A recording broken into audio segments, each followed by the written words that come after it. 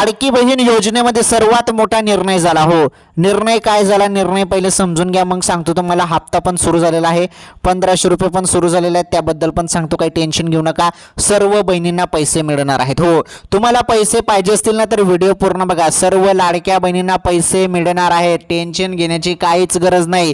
जरासं पण टेन्शन घेऊ नका की या बहिणींना आले आणि मला नाही आले, असं काहीच टेन्शन घेऊ नका. सर्वांना पैसे मिळणार आहे, सांगतो सर्व.